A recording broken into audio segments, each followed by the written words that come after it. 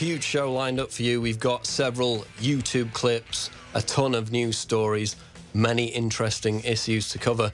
Obviously, I'm in Austin, Texas for the first time since 2005, my first time in Austin for 9 years now. And one of the big stories that we're going to cover actually sprung out of me simply traveling through the airport and buying a copy of Foreign Affairs, which is right here, which, of course, is the CFR's publication, which, as Hillary Clinton and others have admitted, basically runs the State Department of the United States. And this is particularly interesting because they have basically 3 or 4 articles. They devote half of the magazine to what they call the American distemper, the land of decay and dysfunction.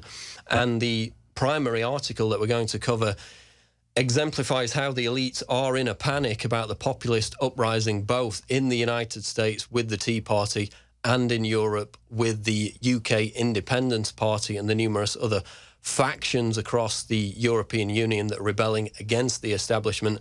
The key quotes out of the article, which we're going to read through, we're going to analyse, exemplify again how the elite are completely in a blind panic about the populist uprising that goes against the state system, the monopoly system that the globalists are trying to establish both across America and Europe, with what we see now in 2016 with Hillary Clinton going up against Rand Paul in all likelihood. And they say directly that they need to, quote, co-opt the populist uprising to kind of send this off into a rabbit hole, to acknowledge the fact that people have got these concerns about national identity, about the general decline in living standards, and that they need to hijack that that feeling of disenfranchisement that is sweeping America and sweeping Europe, and send that off into a rabbit hole where it's acknowledged, so it's kind of diffused into elements of political engagement, which never really achieves what the UK Independence Party, what the Tea Party in the United States of America are trying to accomplish. So we're going to cover that. That is really a huge issue because the elite are talking about it. Again, they know that most people don't buy Foreign Affairs because it's $9.95 to buy. It's a magazine, basically, you know, $15, $16 in the US. So the elite are reading this. The normal, average, working class, middle people aren't reading this, and yet it's the game plan for what they see across Europe and across America in the next couple of years. We've also got David Cameron coming up. He did a big UN speech a couple of days ago talking about how anyone who questions the official government narrative about 7/7 or about 9/11 is basically is as dangerous as an ISIS terrorist.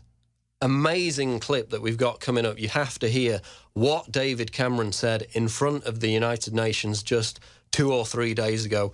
And again, how it ties into how they're characterizing any questioning of the government narrative on ISIS, which, as we have documented with the recent spate of beheading videos, is extremely suspicious, extremely questionable.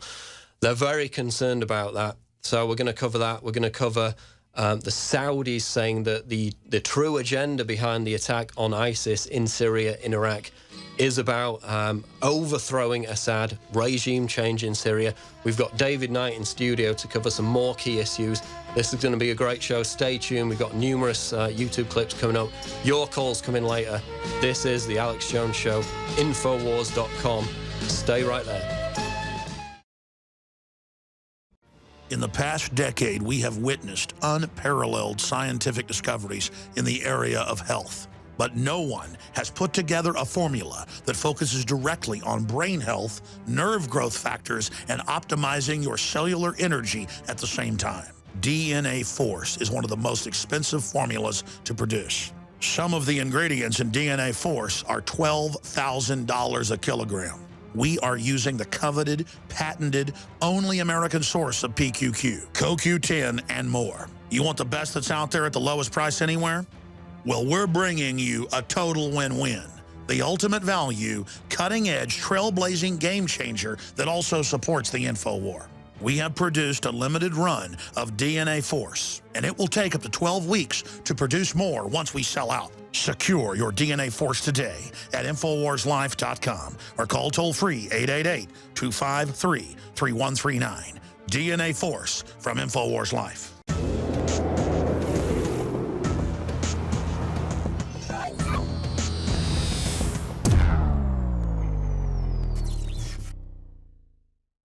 This is the Alex Jones Show, the Sunday edition. I'm Paul Joseph Watson, filling in for Alex Jones. Riding shotgun is David Knight with some key stories about the Tokyo eruption. 160 miles west of Tokyo, we had this major volcanic eruption. And, of course, the Hong Kong protests, which have been raging over the past couple of days against the imposition of Chinese influence on Hong Kong. David Knight, tell us about what's coming up. Well, yeah, we've got a lot of eruptions. We've got Freedom Eruption in Hong Kong as well as Catalonia. That's exactly what you were just talking about in the first segment, about how foreign affairs is concerned about people waking up. When we see the independence movements and the desire for people to have more say-so about government, to have more input into what's going to be done in their lives, we see that in Hong Kong, Beijing is saying they want to vet all the political candidates for their elections. So they're saying basically, you can have the elections. We're just going to pick which candidates you can choose from. Now, they do that in the United States and the UK, but they're a lot more subtle about it. So when they got into people's faces there, Hong Kong was agreed to be a separate autonomous region, but it looks like they don't have that much autonomy. And we see the same thing happening in Catalonia, where people are asking for a referendum. Actually, they have scheduled it, even though Spain is saying that's not constitutional. We're not going to allow that. The position of the Spanish government is really pretty amazing if you stop and think about it. Unlike the Scottish referendum that they just had in the UK, they're saying that all of Spain needs to vote on this referendum as to whether or not the Catalonians will be allowed to leave or not. So it'd be like saying, no, we're not going to have that election unless England and Wales and everybody else gets to vote on that. And actually, Catalonia has been a separate area for quite some time culturally, linguistically. Yeah.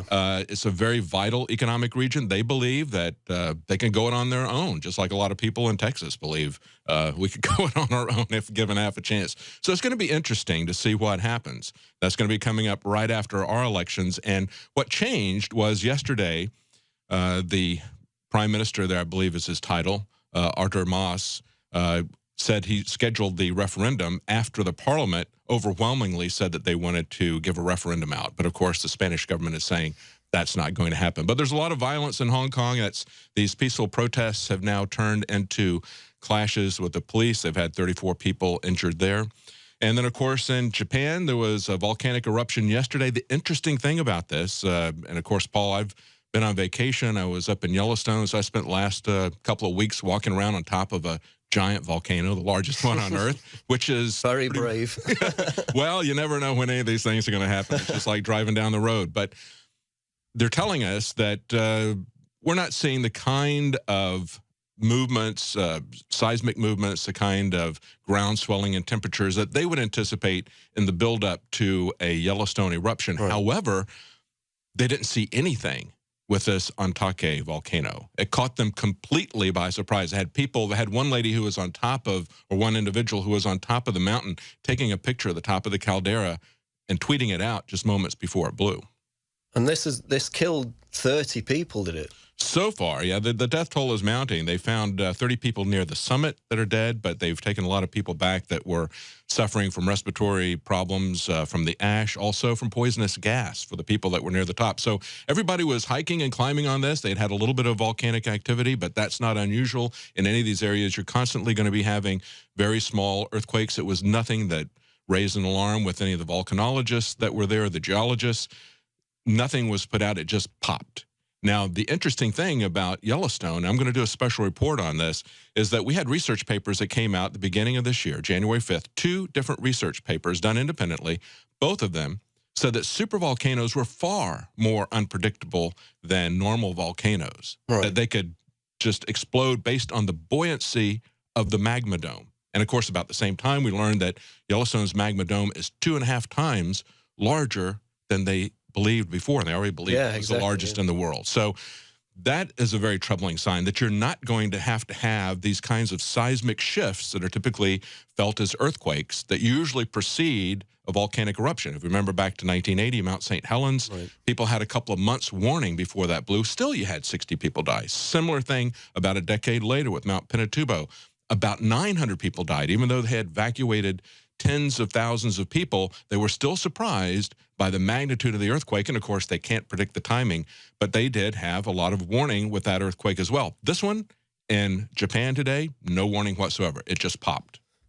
That is amazing, because I remember probably about 6 months ago now, I did a video about buffalo, wild buffalo, running away from Yellowstone volcano. And that was kind of dismissed at the time as, you know, we would have so far advance warning if anything was about to happen at Yellowstone that, you know, people would get really in advance warning to get away from the area. But as you say, with this this volcano near Tokyo, 160 miles west of Tokyo, there was basically no warning whatsoever. So that suggests that the systems that they've got in place now are not sufficient to give people that kind of heads up. It's not that well understood. And there was a lot of debunking about that movement of the bison there.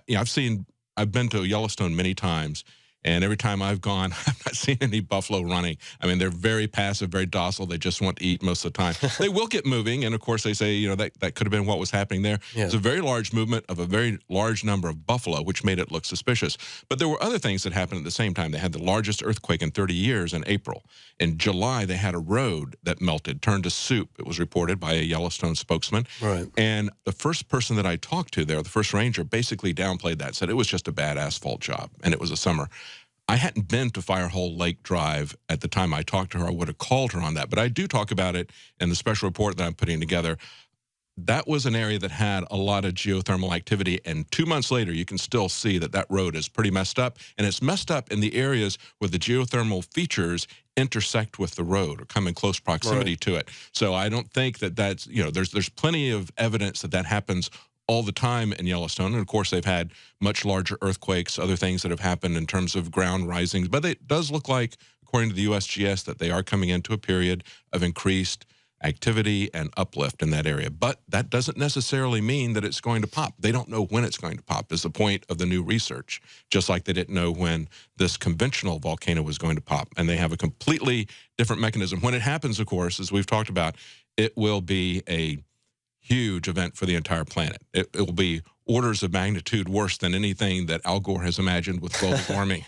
So it's going to be an interesting report. So I'll have that out the next day or so. Okay, and going back to the Catalonia thing, of course, as far as I understand it, in that region, their economy has prospered more than the rest of Spain. So, as you mentioned, they're talking about giving the whole of Spain the vote. They've got a 25% or more unemployment rate, mainly as a result of this green economy, disastrous policy that's been imposed on Spain. But as far as I understand it, Catalonia has, in comparison, prospered. So that's one of the main reasons why they're trying to secede from the rest of Spain, because their local economy has engendered quite a prosperous environment in the past few years. So I think that's, again, we talk about these individual states, these individual countries rebelling against the main, like Scotland, rebelling against Westminster because they can survive economically on their own. I think that is the case with Catalonia, because Spain's economy is a complete disaster from what we've seen. They've imposed the solar wind systems, the energy organizations that don't work, and they're really prospering on their own, and they want to succeed. They've got the power, they've got the strength to do that. And I think that that's a big part of the reason why they're really pushing ahead for that. The New York Times points out that it's 1/5 of the Spanish economy. So your point is very well taken. And it's around Barcelona. They have a very active industrial areas, economically much better than the rest of the area. And I think it's kind of interesting that Spain would say, you don't want to leave. Look at how much we're doing for you, and say that you're not going to be allowed to leave. That's the most important thing. You're not even going to be allowed to have a vote. And, of course, he said nobody should fear that somebody expressed their opinion by putting a ballot in a box. That's the issue. Okay. We'll be back after the break. Stay tuned. This is The Alex Jones Show, Infowars.com. Stay right there. Now you can watch The Alex Jones Show live as it happens at Infowars.com/show. You'll find links to all of our content there and a free 15-day trial for Prison Planet TV. More than 60 movies and documentaries all in one place at Infowars.com/show.